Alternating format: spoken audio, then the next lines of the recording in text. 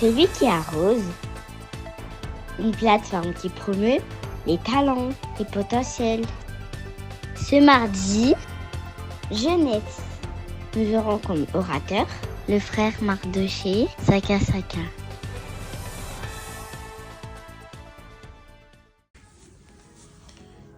Bien-aimés dans le Seigneur, Shalom.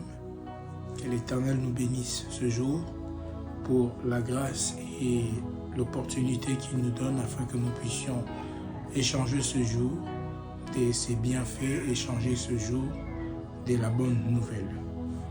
Nous allons parler aujourd'hui de revenir au premier amour. Tel est notre thème de ce jour.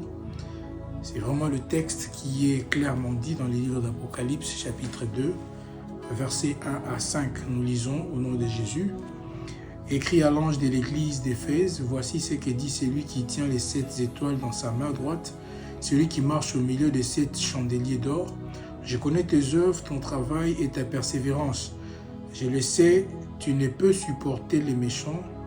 Tu as éprouvé ceux qui se disent apôtres, ne les sont pas.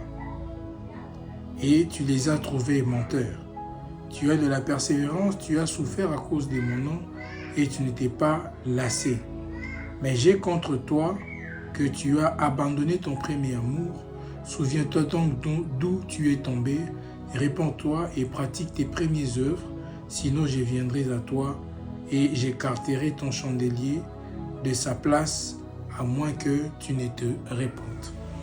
C'est la parole du Seigneur telle que l'Éternel est en train de dire à Jean d'adresser la lettre à l'église d'Éphèse.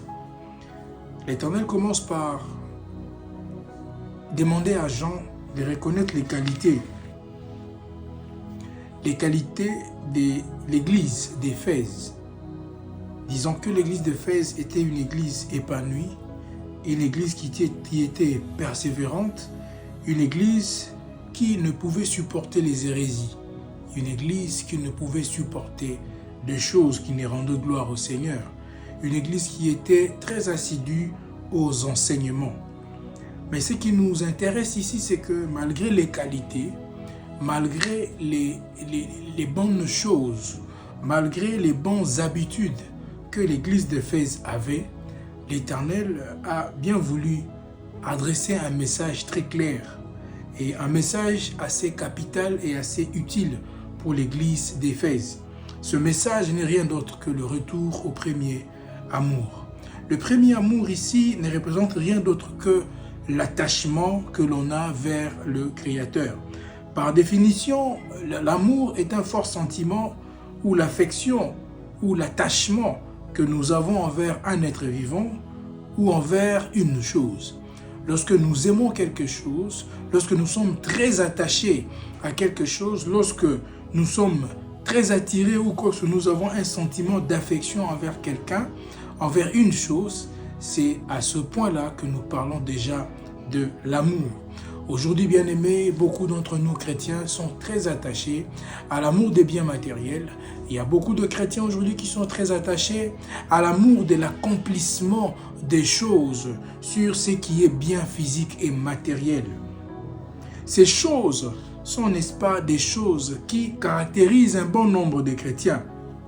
Dans ce passage, le Seigneur a dressé un bilan, comme je venais de le dire. Sur ce bilan, on dit bien l'église d'Éphèse connaissait la parole, avait le discernement, avait le sens du sacrifice et persévérait.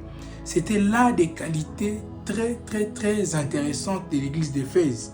Mais malgré ces pratiquement 4 caractéristiques de l'église d'Éphèse, le Seigneur trouve quelque chose de plus mauvais dans le chef des personnes de cette église, l'abandon.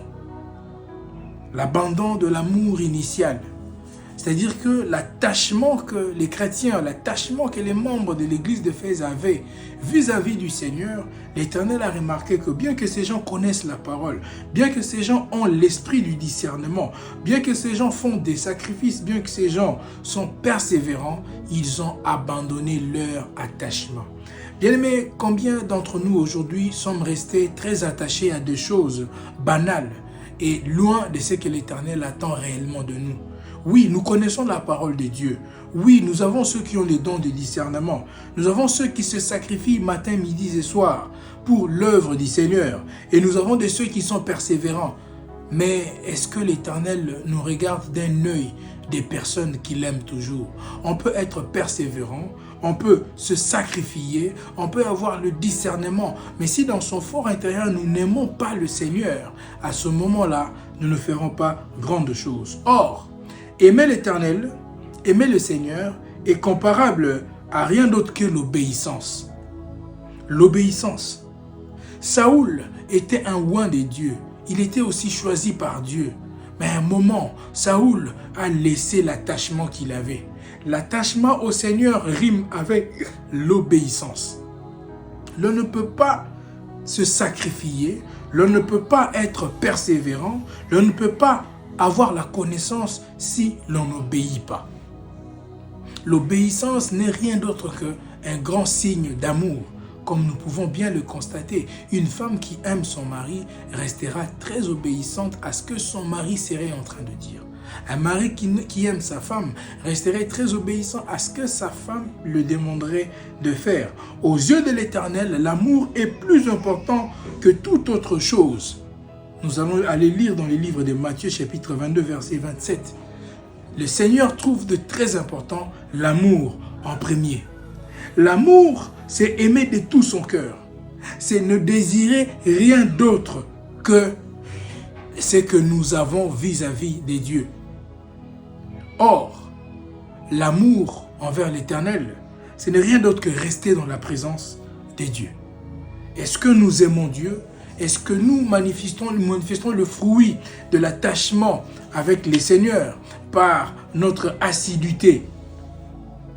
Eh bien, un chrétien peut arriver à s'éloigner de la face du Seigneur simplement parce que il y a des causes qui l'ont poussé à ne plus aimer, à ne plus être attaché au Seigneur comme il était bien avant. Parmi ces causes, nous allons citer quelques-unes. Nous avons la routine, le doute. Aujourd'hui, nous avons des personnes qui servent les seigneurs par routine.